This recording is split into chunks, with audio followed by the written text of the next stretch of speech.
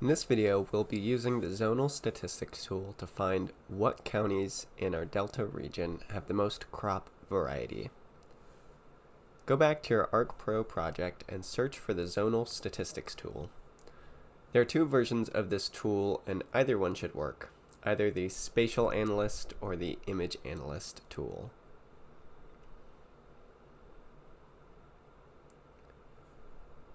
Set the input to our Delta Counties layer, with the zone field being the Object ID field.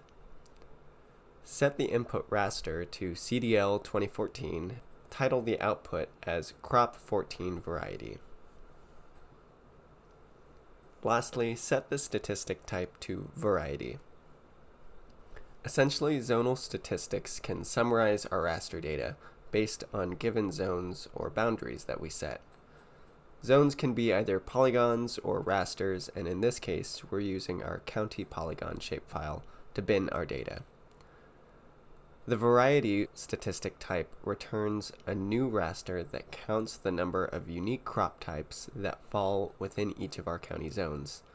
Essentially, we're finding which zones have the most diversity in crops. Notice that when the tool finishes running, we have a new raster boundaries match our county shapefile.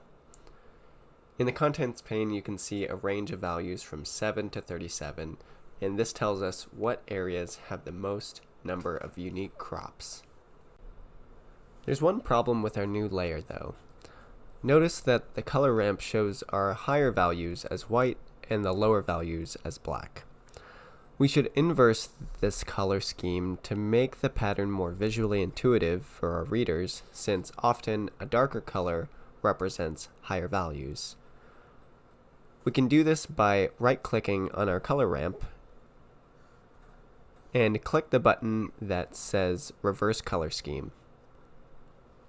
You can change this color scheme to something other than black and white, but just make sure that the higher values are being represented as a darker color.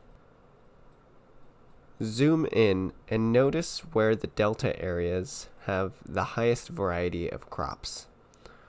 You can turn on and off other layers to see if you can find some sort of pattern. You should notice that the highest diversity falls right in between our Delta States layer, and it follows the Mississippi River.